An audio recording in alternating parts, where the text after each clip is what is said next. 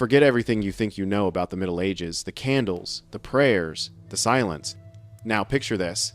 The church bells toll curfew, a tavern door bursts open, and ale floods the floor as laughter and chaos fill the night. Someone's singing a filthy tune, someone's kissing the wrong person, and in the corner, a priest grips a knife he swears he won't use. The so-called Age of Faith was also an age of booze, lust, and violence, and tonight we're stepping right into it. If you really want to understand medieval life, you don't go to the cathedral, you go to the tavern, where joy, sin, and survival all shared the same drink. We begin where medieval joy most reliably exploded, the alehouse and the tavern. Step inside, mind your head on the low beam, and you meet the throb of a living room for the whole town. The place is tiny, sometimes no bigger than a shed, 40 square feet if you're lucky. It's hot, packed, and smells like smoke, sweat, and the sour bite of yesterday's brew. People didn't go there to sip in silence. They went to perform, to brag, to sing, to hear who cheated whom, and which miller watered the grain. Think of today's micro pubs in the UK. Medieval folks built that vibe centuries early. Not everyone could read, so the street did the marketing.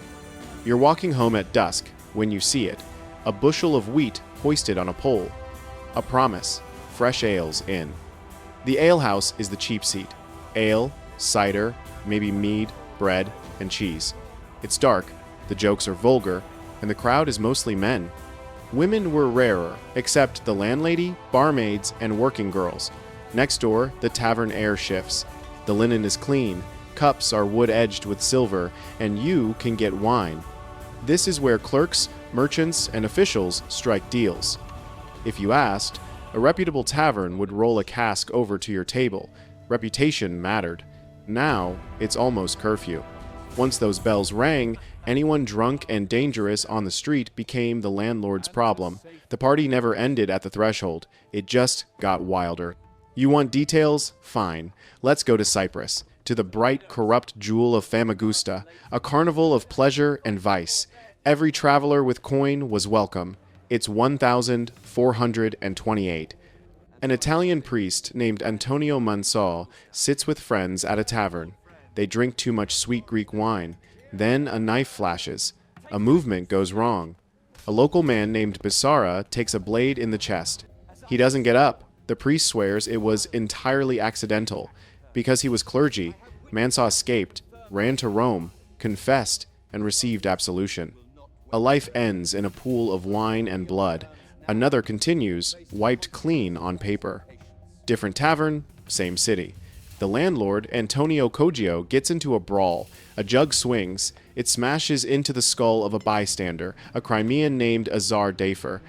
Azar spends a month in bed and a small fortune on medicine and the barber. He takes the case to the authorities, and suddenly a fun night has turned into fines, testimony, and the slow grind of justice. Still think this is just an English habit? Venice, year, the city's night patrol, the lords of the night roam the alleys. Prostitution was officially banned in inns, but in 1358 Venice licensed taverns, because if the choice was between hypocrisy and chaos, hypocrisy would sleep better. Women in places like Famagusta and Venice were notorious.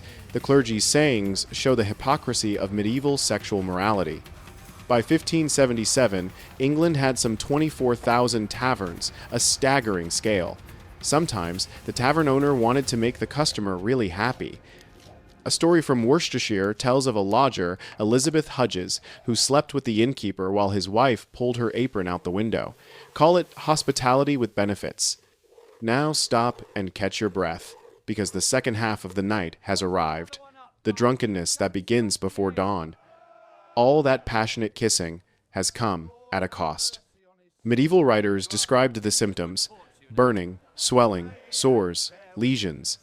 In Southwark, the authorities tried to slow the situation by banning women with signs of contagious disease, probably gonorrhea, from brothels. Scabies and leprosy haunted the medieval imagination, creeping into every whispered fear and every church sermon. People blurred the lines between illnesses. What we now recognize as bacteria and infection, they believed to be divine punishment for sin. Society publicly condemned prostitution, yet secretly depended on it, calling it a necessary evil that protected respectable wives from unfaithful husbands. Meet Arnaud Dioniel, a French cleric in the 14th century. One reckless night, he visits a prostitute. Soon after, his face begins to swell, his body burns with dread, and panic consumes him. Convinced he has contracted leprosy, the most feared disease of his age, Arnaud falls to his knees, begging for mercy. From that night on, he vows never to touch a woman again. You might be wondering, why didn't they just stop? Because people are people. They had short, risky lives. The church promised heaven, but the tavern offered tonight.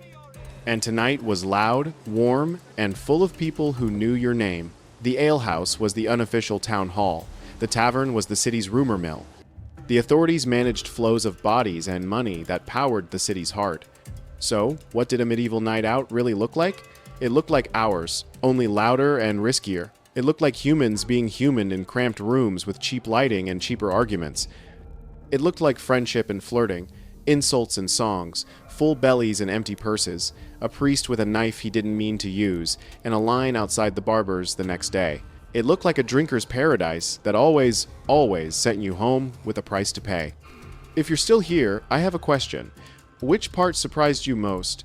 The priest's accident, the licensed brothels in Venice, the cabbage leaf poultice, or the quicklime?